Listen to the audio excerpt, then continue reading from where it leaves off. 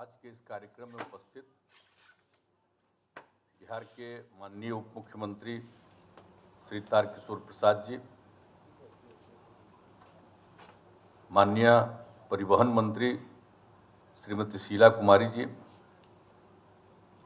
मुख्यमंत्री के प्रधान सचिव श्री दीपक कुमार जी, बिहार सरकार के मुख्य सचिव श्री त्रिपुरारी शरण जी, बिहार के विकास आयुक्त जनाब अमीर सुबहानी साहब, नगर विकास एवं आवास विभाग के प्रधान सचिव श्री आनंद किशोर जी, सूचना एवं जनसंपर्क विभाग के सचिव श्री अनुपम कुमार जी, मुख्यमंत्री के ओएसडी श्री गोपाल सिंह जी, नगर विकास एवं आवास विभाग के विशेष सचिव श्री सतीश सिंह जी, पटना के नगर आयुक्त श्री अनिमेश पराशर जी, वीडियो कॉन्फ्रेंसिंग के माध्यम से जुड़े हुए इस कार्यक्रम में उपस्थित बिहार सरकार के माननीय मंत्री पथ निर्माण विभाग श्री नितिन नवीन जी, इस कार्यक्रम में उपस्थित सभी माननीय विधायकगण, विधान परिषद के माननीय सदस्यगण, सांसदगण, नगर निकायों के महापौर, विभिन्न जगहों के अध्यक्ष, उप महापौर, उपाध्यक्ष, वार्ड पार्षदगण, सभी विशिष्ट अतिथिगण, प्रधानमंत्री शहरी आवास योजना एवं स्वयं सहायता समूहों के लाभुकगण, प्रिंट एवं इलेक्ट्रॉनिक मीडिया से जुड़े पत्रकार मित्रों, छायाकार बंधुओं और इस कार्यक्रम से जुड़े हुए यहाँ पर और वीडियो कॉन्फ्रेंसिंग से जुड़े हुए सभी जगह के सभी बहनों एवं भाइयों, आज के इस कार्यक्रम में मैं सबसे पहले आप सब लोगों का अभिनंदन करता हूं और मैं नगर विकास विभाग को विशेष तौर पर बधाई देता हूं कि उन्होंने कई कार्यक्रमों का आज उद्घाटन और शिलान्यास किया है पूरे बिहार के विभिन्न शहरों के लिए, जिसके बारे में जानकारी दी गई है और सब जगह के लोग यहाँ पर इस कार्यक्रम से वीडियो कॉन्फ्रेंसिंग से जुड़े हुए हैं। सब लोगों को हम लोग देख रहे हैं, तो ये खुशी की बात है कि सब लोग यहाँ से इस कार्यक्रम में जुड़े हुए हैं और जहाँ का भी कार्यक्रम हो रहा है वहाँ के सब लोग इस मामले से जुड़े हैं। ये बड़ी खुशी की बात है। अब जो कुछ भी काम किया जा रहा है, आज जिसका भी उद्घाटन और शिलान्यास किया गया है, जिसके बारे में तो बता ही दिया गया है। अब जो कुछ भी काम किया गया है, आप जानते हैं कि यहाँ पर जो कुछ भी नगर विकास के लिए भी जो काम हम लोगों ने किया है, जब से हम लोगों को काम करने का मौका मिला है, उसके पहले की क्या स्थिति थी और जब से हम लोगों को काम करने का मौका मिला है, तो हम लोगों ने इसमें निरंतर इसके प्रगति का और इसमें सुधार लाने का जो प्रयास किया है, ये सबको मालूम होना चाहिए और खास करके नई पीढ़ी को ठीक ढंग से इसके बारे में जानकारी होना चाहिए। क्या स्थिति थी? 2005 में शहरी निकायों की कुल संख्या 112 थी और कुल आबादी थी 81,49,022 और अब 2021 में शहरी निकायों की कुल संख्या बढ़कर हो गई 258 और आबादी हो गई 1,58,71,525। तो अब कितना बड़ा परिवर्तन आया शहरी निकायों में, ये आप सब लोगों को मालूम है और कितने जगहों को हम लोगों ने शहरी क्षेत्र में शामिल किया गया। और अभी आप जानते ही हैं कि इस बार भी और पिछले साल भी इसके बारे में जो विचार विमर्श किया गया सभी जगहों के बारे में, और सब लोगों से परामर्श लेकर के इसके बारे में घोषणा की गई कि अब कहाँ कहाँ, और जिसके बारे में यहाँ पर तो प्रेजेंटेशन में बता दिया कि कितने जगहों पर नगर इसमें तीनों प्रकार में जो इसमें परिवर्तन हुआ, ये अब सब लोग जानते हैं। नगर पंचायत, नगर परिषद, नगर निगम, ये सब में जो बढ़ोतरी हुई है और आबादी बढ़ी है, और जो चुनाव होने वाला था पंचायत का, उसके पहले ही कई जो ग्रामीण इलाके थे उनको शहरी क्षेत्र में शामिल किया गया। तो ये सब काम तो किया गया है। अब उसके बाद इन सभी इलाकों के विकास के लिए विशेष काम किया जाएगा और इसके बारे में बहुत विस्तृत चर्चा हम लोग कर चुके हैं और अनेक जगहों पर जा करके भी हम लोगों ने क्या क्या करना चाहिए इसके बारे में बहुत कुछ देखा है, बहुत कुछ चर्चा की है। और आज भी कई जगहों का पटना का ही दिखा रहे थे कि कहाँ कहाँ जा करके हम लोगों ने देखा और उस समय क्या बातचीत कर रहे थे और उसके बाद जो कुछ भी निर्णय हुआ, इसके लिए तो मुझे खुशी है और मैं आप सब लोगों को बधाई देता हूँ। लेकिन आप जरा सोच लीजिए कि हमने तो सिर्फ अभी क्षेत्र का बता दिया कि कितना क्षेत्र नगर निकायों का बढ़ा। अब आप सोच लीजिए कि नगरों में भी, नगरीय इलाकों में भी महिलाओं की कितनी इज्जत थी पहले, और जब हम लोगों को काम करने का मौका मिला 5 में, तो 6 में तो हमने पंचायत का किया और उसके बाद अगले साल 7 में चुनाव होने वाला था नगर निकायों का, तो उसमें हम लोगों ने किया और हर क्षेत्र में महिलाओं के लिए 50% का आरक्षण किया। पहले कितनी कम संख्या में महिलाएं प्रतिनिधि के रूप में दिखती थी और आज अगर देख लीजिए तो कितनी बड़ी संख्या में महिलाएं जनप्रतिनिधि के रूप में दिख रही हैं और कितना ज्यादा उनको काम करने का अवसर मिला है। और कितना चुनाव हो गया, अब तो अगले साल चुनाव भी होना, तो फिर जो तीसरा बार होना, नहीं 3 बार हो चुका है ना, और 17 चौथा बार चुनाव होने जा रहा है। तो अब ये सब स्थिति है और जब फिर जो नया और क्षेत्र को हम लोग शामिल किए हैं, तब आप सोच सकते हैं कि अब महिलाओं का जनप्रतिनिधित्व कुल मिलाकर के शहरी क्षेत्रों में कितना बढ़ेगा। ग्रामीण क्षेत्रों में तो हम लोगों ने किया, पंचायती क्षेत्र में, लेकिन उसके साथ साथ हम लोगों ने शहरी क्षेत्रों में भी ये सब किया और लोगों के लिए जो आरक्षण की व्यवस्था ग्रामीण क्षेत्रों में हम लोगों ने किया, वही इंतजाम शहरी क्षेत्रों में भी कर दिया। अनुसूचित जाति के लिए, अनुसूचित जनजाति के लिए, अति पिछड़े वर्ग के लिए, सब के लिए जो आरक्षण का प्रावधान किया गया, उससे लोगों को कितना अवसर मिला और पहले कितना कम अवसर मिलता था। तो अब इतने बार से, मतलब तीसरा टर्म चल रहा, अंतिम समय में चौथा शुरू होगा, तो अब कितनी बड़ी संख्या में लोगों में जागृति आई और हम तो कितनी बार इन लोगों के साथ बातचीत की है यहाँ रहते हुए, तो हमने देखा है कि जो भी नगर निकायों के लोगों से इसके पहले हमारी बातचीत हुई है दूसरे टर्म तक, तीसरे टेनियर में तो हमारी बात नहीं हो पाई है, लेकिन दूसरे टेनियर तक तो हमारी बात हुई। हम जो देखते थे और खास करके जब महिलाएं सामने आती थी तो मुझे याद है कि भाई कितना स्पष्टता के साथ महिलाएं अपनी बात रखती थी, तो मुझे बड़ी प्रसन्नता होती थी। और आज तो चलिए अब ये सब बात चली गई और आगे बढ़ गई, तब ऐसा नहीं हो कि लोग भूल जाइएगा, याद रखिएगा सब दिन कि पहले कितना कम मौका मिला, अब कितना मौका मिला। तो जरा इन चीजों को याद रखिएगा, तो निश्चित रूप से आगे और काम करने की प्रेरणा मिलेगी और बेहतर ढंग से आगे बढ़ते रहिएगा। तो ये बहुत खुशी की बात है।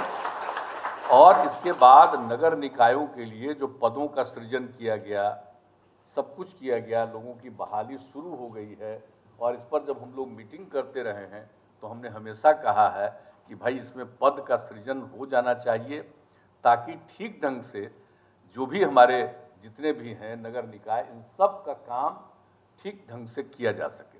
तो इन सब चीज़ों के बारे में हम लोगों की बातचीत और सब कुछ चल रहा है।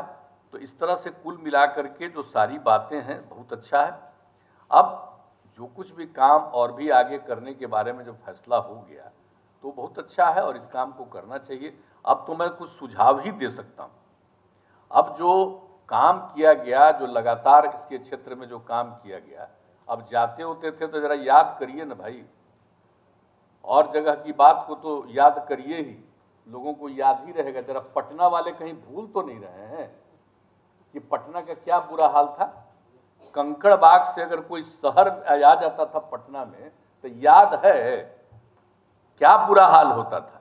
अगर किसी को काम पड़ता था सेक्रेटेरिएट या कहीं यहाँ पर कोई यहाँ के किसी इलाके में, तो अगर एक बार आता था तो दोबारा नहीं आ सकता था। एक बार आया फर्स्ट हाफ में और किसी तरह से कर करा करके सेकेंड हाफ तक लौटा, ये पूरा दिन का काम था। अब आज बताइए क्या हालत है, कहीं से कहीं। हम लोग को याद है, जरा दानापुर के लोग भूल गए हैं, शाम होते हम तो विधायक थे तब का हमको याद है। जब हम 85 में विधायक थे तो उस समय का दृश्य याद है, क्या हालत था। और उसके बाद का भी दृश्य याद करिए कि पटना शहर से लोग, पटना से दानापुर भी जाता था जी, शाम होते होते कहीं से कहीं जाता था, गांव के इलाके में तो था ही, शाम होते होते सब चीज बंद, कहीं से भी आना जाना नहीं। कितना बार हम लोगों को जाने का, जब हम एमपी थे, केंद्र में मंत्री थे, सब तरह से लेकर के जब बिहार में जाते थे, घूमते थे। अब कभी गया से चले अब पटना, तो शाम होते होते पूरा का पूरा इलाका बंद, कहीं एक आदमी नहीं दिखता था। अब आज जरा देखिए, आज जरा जाते हैं तो 10 बजे रात में भी आते रहते हैं, 9 बजे रात में भी आते रहिए तो कितना लोग रास्ता में दिखता है, तो कितना बड़ा परिवर्तन हुआ। तो किस प्रकार से लोगों को रहना पड़ता था घर में कन्फाइंड, और आज स्थिति ये है कि किसी को नहीं। लेकिन उस समय क्या स्थिति थी, एक तो इंतजाम नहीं था आने जाने का, और दूसरा लोग डर के मारे घर में, क्योंकि शाम होते उसका कहीं बाहर निकलेगा तो कोई लूट लेगा, कोई पिटाई कर देगा, कुछ कर देगा, तभी सब स्थिति है। लेकिन ये सब सुधार तो किया ही गया, इसमें कोई शक नहीं है शुरू से। लेकिन आ करके हम लोगों ने 15 में जो 7 निश्चय के रूप में फिर काम कर रहा, जो इतना काम किया, जो शुरू किया, तो सब जगह के बारे में निर्णय लिया। तो हम लोगों ने क्या कहा, शहरी इलाके में, ग्रामीण इलाके में भी, लेकिन शहरी इलाके में क्या किया, हर घर नल का जल पहुंचाएंगे, निश्चित रूप से हर घर नल का जल पहुंचाएंगे, उस पर काम हुआ। हर घर तक पक्की गली और नाली का निर्माण, और पूरे देश की योजना थी हर घर में शौचालय, हम लोगों ने भी काम किया, और शहरी इलाके के लिए भी काम किया।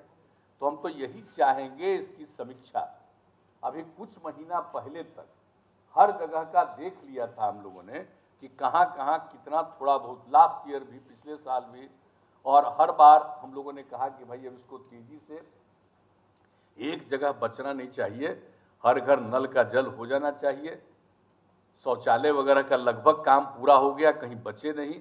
और जहां जिसको घर वर बेचारे का उसमें नहीं है जगह, तो एक सार्वजनिक रूप से बना देना चाहिए, और जब शौचालय बनाइए तो उसका चाबी उसी को दे दीजिए, ताकि वो अपने खुद जाएगा अपने परिवार का। इस तरह से सारा इंतजाम अनेक जगहों पर किया गया।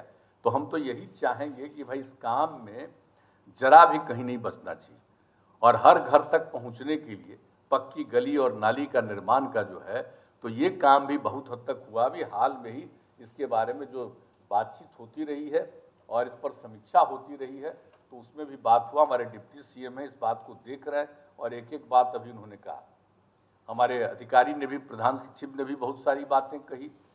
तो अब हम और कुछ नहीं चाहेंगे कि जो बात लगभग पूरा है, थोड़ा जो बचा है आपका, जितना परसेंट भी बचा है, हम तो यही आग्रह करेंगे आज के भी इस अवसर पर कि ये सब एक एक चीज का काम पूरा कर दीजिए। हर घर नल का जल, अगर कहीं शौचालय का बच गया है तो वो चीज, और हर घर तक पक्की गली और नाली का जो निर्माण है वो काम भी ठीक ढंग से हो जाए, और वो काम पूरे तौर पर हो जाना चाहिए। अब जो समूचा ये बात थी, अब ये जो पटना का, ग्रेटर पटना का, अब हम एक पटना के बारे में और याद करा देते हैं, इस पर मीटिंग तो कर ही चुके हैं।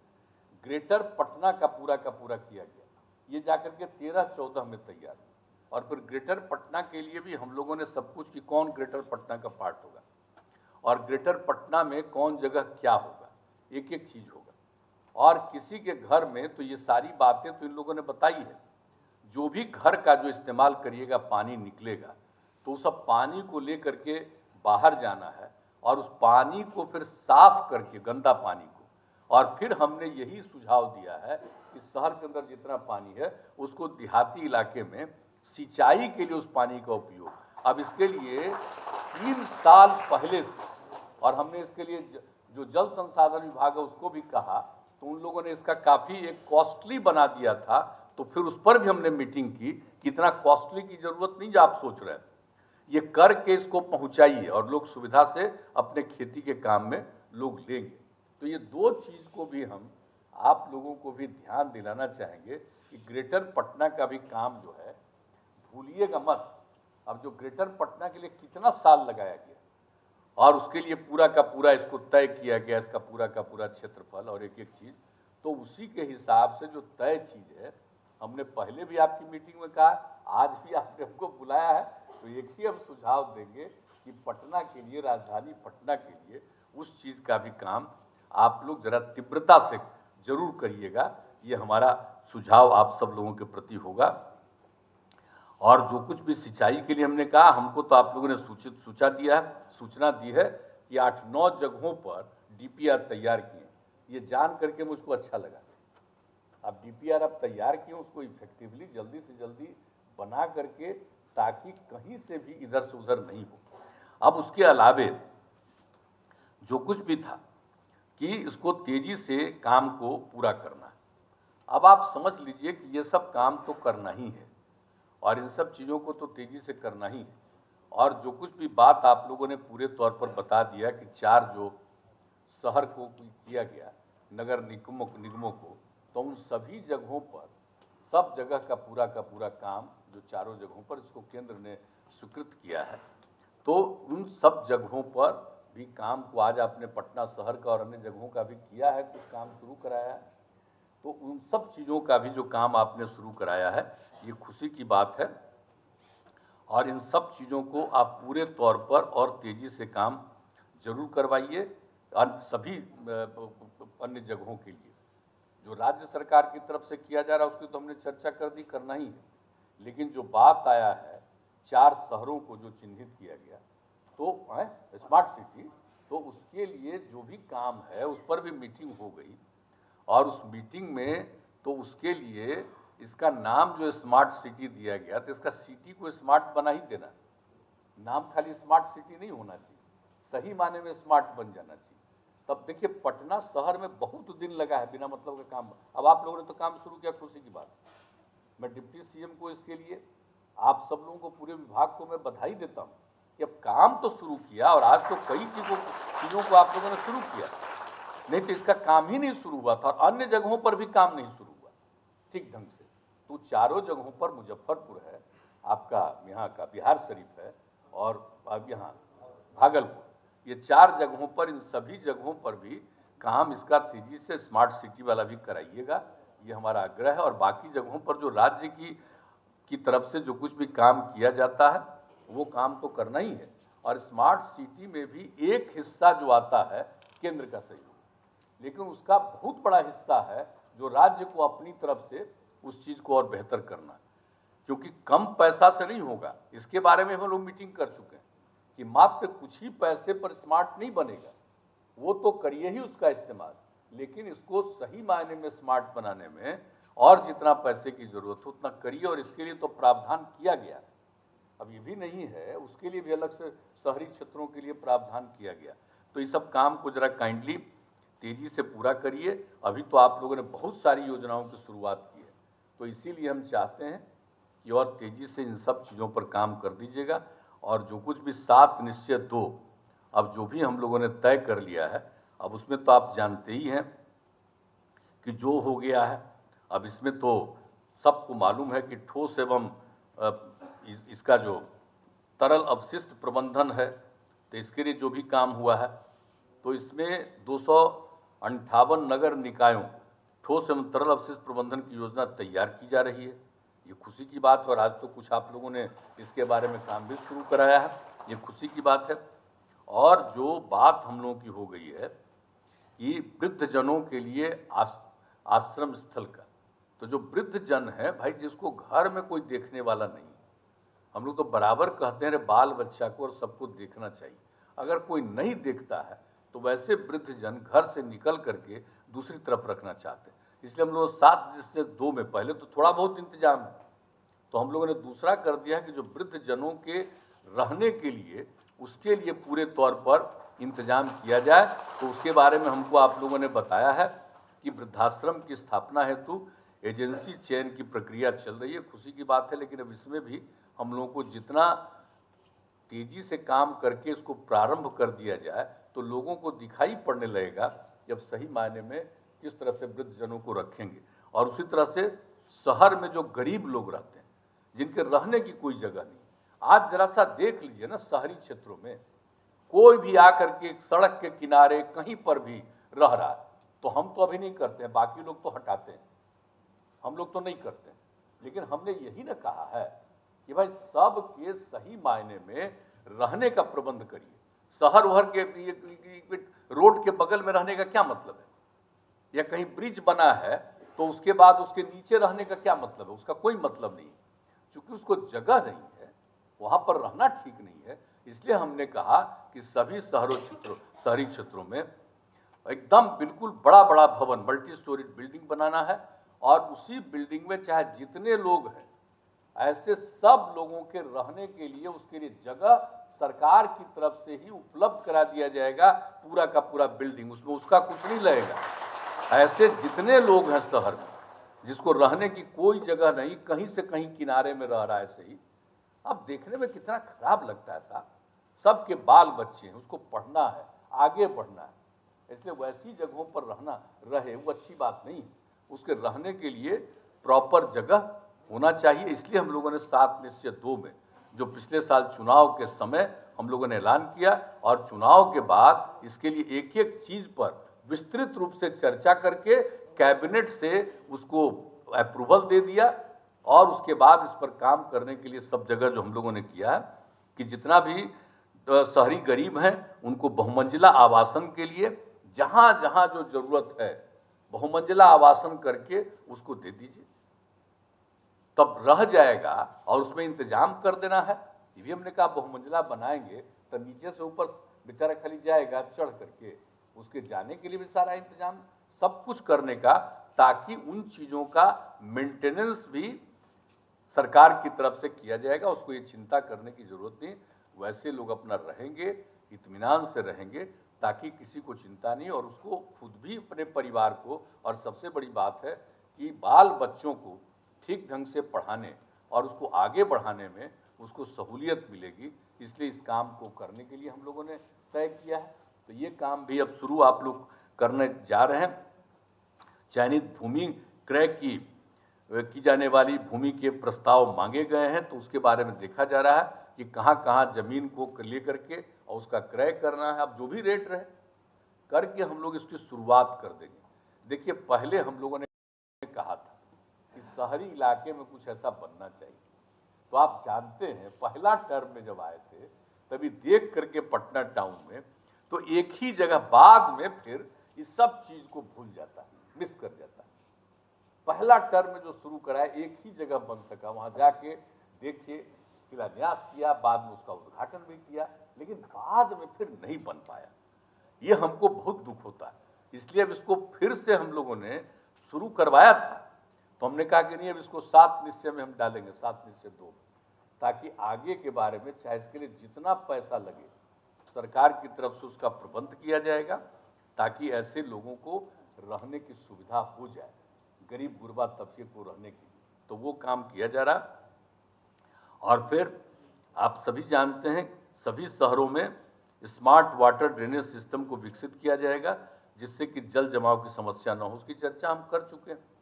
तो ये सब काम करके हर प्रकार से जो कई जगहों पर आता है, बरसात के समय में क्या स्थिति आ जाती है और बाकी समय में क्या स्थिति आ जाती है, तो लोग तो जगह जगह अब शहर विकसित हुआ है।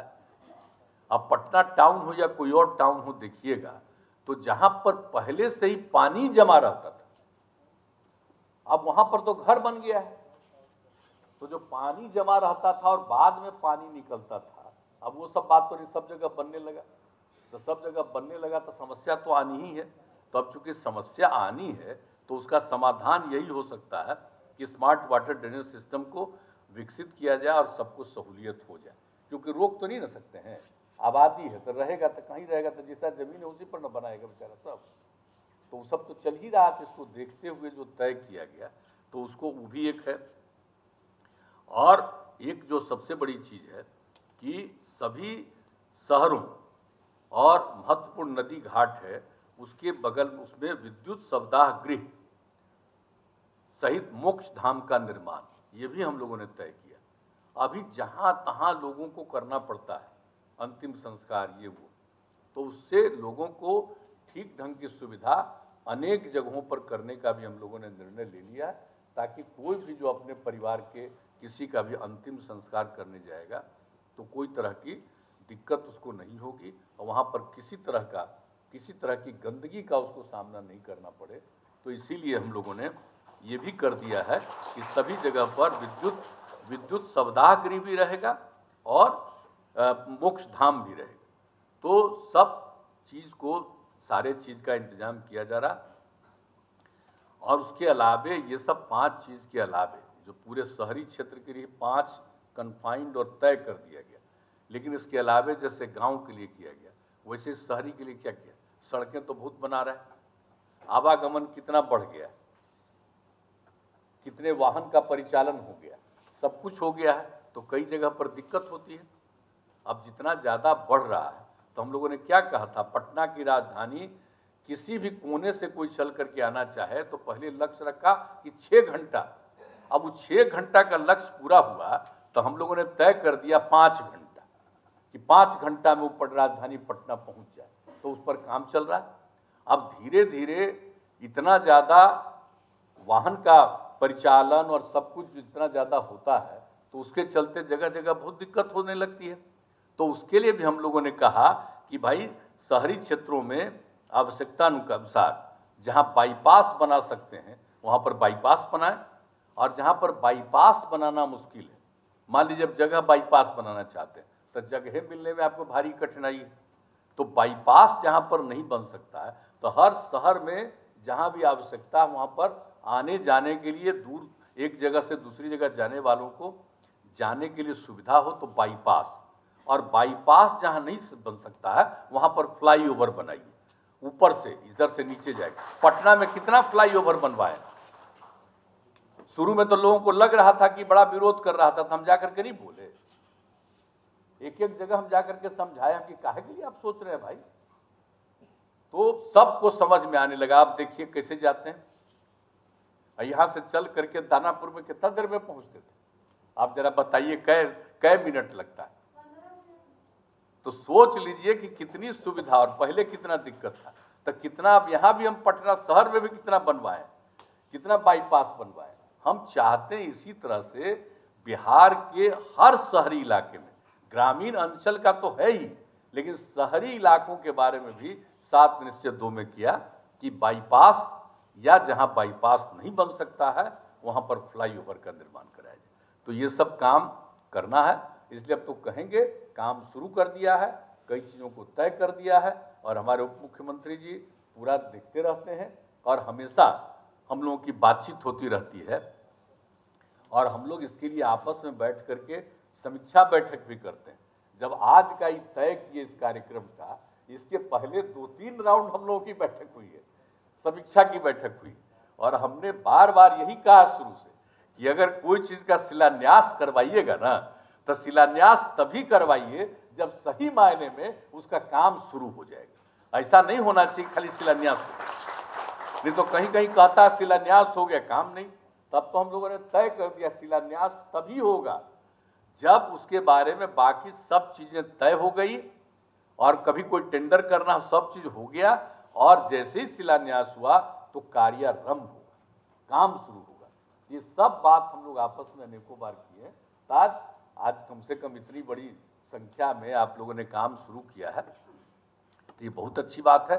लेकिन हम तो यही चाहते हैं कि इसके लिए तो प्रसन्नता की बात है, लेकिन बाकी जो बातें हैं कोई काम अब पेंडिंग न रहे, उस काम को पूरा कर देना है। और जो नई योजनाएं हम लोगों ने सोचा है 7 निश्चय 2 में, उसके आधार पर इसको तेजी से काम करना है। और जो अब नए जो शामिल किए गए आपको इसमें नगर में, तो वैसे सभी लोगों को नगरीय क्षेत्र में शामिल किए गए, उन सभी क्षेत्रों के बारे में तो अब अगली बार चुनाव भी होगा, आप लोगों ने तय ही कर दिया है कि कौन किसका हिस्सा है, और उसके लिए भी हम लोगों को पूरा काम करना है। तो ऐसा नहीं है कि कोई ग्रामीण क्षेत्र को हम शहरी क्षेत्र में शामिल करें और उस इलाके की किसी भी प्रकार से कोई डिले हो, कोई तरह की उपेक्षा हो, तो ये नहीं करना है। इसके लिए आप लोग काम कर रहे हैं, मुझे खुशी है, और इसलिए बड़ी प्रसन्नता की बात होगी। तो अगला जो कार्यक्रम कभी रखिएगा तो जो हमने कहा है उसी से संबंधित एक कार्यक्रम पूरे बिहार के बारे में कर दीजिएगा, तो लोगों को लगेगा कि भाई कितना संकट के दौरान आया है। बहुत लोगों को पता नहीं चलता है। 2 साल से आप देख रहे हैं ना, कोरोना का दौर जो चला है, अब इसके चलते उससे बचाव के लिए जितना खर्च किया जा रहा है केंद्र और राज्य के द्वारा, और स्वाभाविक तौर पर कई तरह की गतिविधियां व्यापार से लेकर के अनेकों बार नियंत्रित होना पड़ा, तो उससे जो आमदनी होती है उसमें कमी आती है। तो राज्य का भी जो पैसा है, जितना खर्च करने का हो सकता है उसमें कमी आ जाती है, तो उसके चलते बहुत डिले होने लगता है। तो अब तो फिर हम लोगों ने शुरू किया, हालांकि तीसरे दौर का भी संकट है, तो उसके लिए भी तो सब शहरी क्षेत्र में लोग शामिल हैं। हम तो यही कहेंगे कि भाई कोरोना का तीसरा दौर जो देश के दुनिया के कई राज्यों देशों में शुरू हो गया है, और अपने यहाँ भी इसके लिए पूरा का पूरा केंद्र की योजना बनी है और वहाँ से डायरेक्शन हुआ है। हम लोग राज्य में भी एक काम कर रहे हैं। तो इतना हम जरूर कहेंगे नगर निकायों को कि भाई इस पर जरूर अलर्ट रहिएगा। और आजकल हम देखते हैं कि अब मास्क उसको नहीं लोग पहनते, तब जरा एक बार फिर लोगों को समझा दीजिए कि तीसरा खतरा की संभावना आ गई है, और जब दुनिया के 20-25 देशों में हो गया है तो कौन ठिकाना यहाँ पर शुरू होगा। जो तीसरे दौर में यहाँ तो बचाव का बहुत इंतजाम हो रहा है। तो जरा सा इन सब चीजों के बारे में भी लोगों को, आपको सचेत रहने का, सजग रहने का ये भी सुझाव दीजिएगा। और हम लोग बिल्कुल आश्वस्त करना चाहते हैं कि इस तरह की चीजों का जो कुछ भी सरकार को करना है हम लोग तो करेंगे ही, कर ही रहे हैं। आप लोगों को भी इस पर सचेत रहना है, और अंत में यही आश्वस्त करेंगे कि इन सब चीजों के बावजूद जो विकास का काम, उस काम को हम लोग निश्चित रूप से बढ़ाएंगे और तेजी से इसको आगे करेंगे, ताकि बिहार एक विकसित राज्य में परिवर्तित हो जाए। यही हम लोगों की परिकल्पना है। तो इन्हीं शब्दों के साथ आपने आज नगरों के क्षेत्र के लिए जो योजनाएं की, इसके लिए मैं पुनः इसके लिए आपको धन्यवाद देता हूं।